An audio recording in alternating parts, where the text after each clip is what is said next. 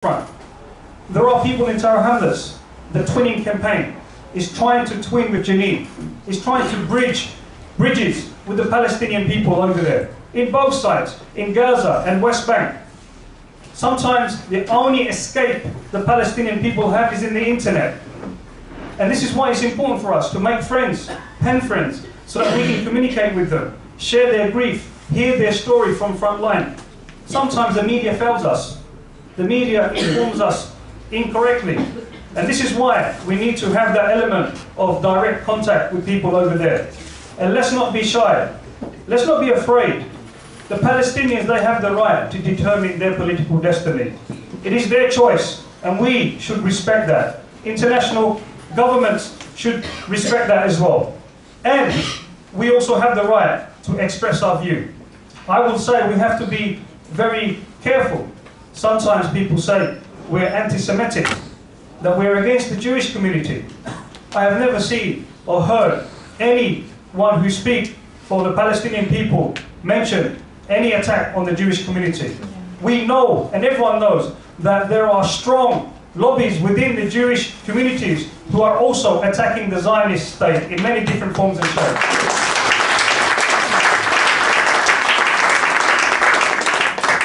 I made a request to Miriam, a coordinator for the twinning, a Jewish lady, one of the most proactive ladies in Tower Hamlets, who is organising and coordinating the twinning campaign. And there are many who are Jewish, with Jewish background, who understand the severity and the problems, and they can distinguish the right and the wrong.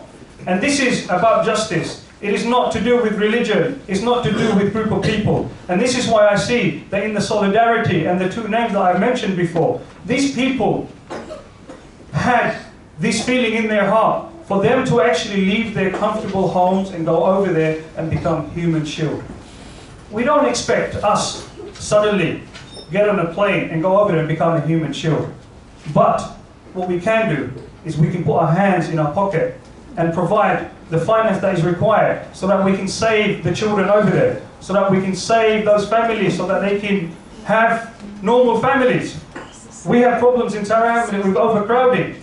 Can you imagine you living in your property in the Gaza Strip and a bulldozer comes and your house is now destroyed? You become homeless straight away. You can't go to the homeless section. There isn't a homeless section over there. Your house is broken down and the consequences, you will become a refugee. And this is some of the problems that we have to bear in mind, and the luxuries that we live in the West as well. And this is why when we do our politics should be fused with what we do locally and what we do globally as well. So whatever we do has an impact. It is difficult for us when we talk about boycotting Israeli products and that. But we need to have a sustained campaign. And we are going to watch Israel play in the World Cup. But are we going to make the point that is very important? Are we going to phone up the football federations and say, well, hold on, do you know when you're hosting this, do you know what this country is doing to the people of Palestine? Are we going to make an objection? And this is my message today, is that we have to become proactive. We need to be proactive. And how can we become proactive? Every time you hear someone speaking on the radio, pushing the Zionist agenda, what do? You just listen? You're just going to listen? And only cry when you see the Palestinians get killed? I think there's more than that. I think you should straight away get on your computer, send an email, start sending those messages out. Everyone can write an email. Everyone's got an opinion. And this is what we've got to do. We listen, but we've got to react as well. And that's what we want to do. We want to create a momentum where people, the conscious people in Tower Hamlets, in the UK, in Europe, and in America, can sustain a level of pressure. The Zionist lobby is very strong. But we shouldn't be afraid of the Zionist lobby. Everyone has the right to lobby. We have the right to lobby. And this is why we need everyone to become the lobbyists, so that we can keep the issue alive and not dead. And not only react when Gaza is under siege. See, this is the problem. Something big has to happen in Palestine before the whole community reacts. We need to have a strategy where there is sustained level of pressure. There are some key Zionists who are working in this country, pushing certain agendas. And we need to be able to attack those positively in the means that we have within our possession. And this is something very important for me. And I think if I don't do this and you don't do that, then who's actually doing something for the Palestinian people? Because the Palestinian people don't want you to go and visit them. All the Palestinian people do is speak for them, to be their voice, to ensure that when they're crying and when they're dying, their death is not in vain. When these two people sacrifice their life hasn't been for vain. They've actually contributed to something which is very important to us, and that is peace and that is justice. The freedom for people to live in their own country, where their parents lived, where their parents were born, and not to live in exile, not to live in refugee camps. And this is something very important. Just want to give you some facts. It's very important for us to actually look what is happening within Gaza, and we must react in the best way we can in our different levels. 85% of Gaza's population depend on international food aid. If this situation obtains anywhere else in the world, it would have been declared a disaster zone. It would have been declared as a disaster zone.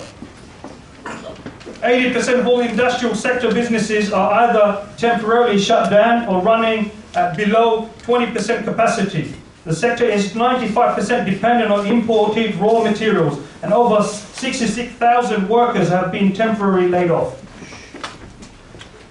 Israeli decision to withhold fuel supplies forced the closure of Gaza-only power plants, and on the 20th of January 2008, leaving 800,000 people in darkness and without heating at the height of the winter season. We know how cold it is outside there today, and they are living in the cold.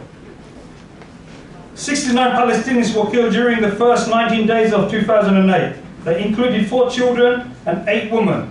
Since the Annapolis peace talks on 28 November 2007, there has been 219% rise in the number of Palestinians killed by the Israelis. And the facts go on. When the borders were closed last year, September, 3,000 students were trapped inside Gaza who had seats in big universities around the world so that they can go and study and graduate. They're trying to kill the knowledge of the Palestinians as well by denying their right to decent education. The Palestinians are not able to come out of Palestine, they're not able to come out from those areas, and therefore it's a systematic design to kill their culture, to kill their identity, so that these people become worthless to themselves and give up. I'll tell you one thing, when these Palestinians broke their way through into Egypt, what did they do? They went and bought food, the resources that they need. And you know what they did? They paid for it. But they went back home. You and I, caged up in an environment for over 60 years, when you see some freedom, what would you do? I'd probably run. Go for my freedom. These people have returned back and they've gone back to Palestine because these people are not going to give up. They're going to resist, and they're going to resist, and they're going to resist with their identity, with their culture, because they're on the right, and the whole world should realize that the Palestinian people are on the right, and they are for justice, and we are for justice. Thank you very much.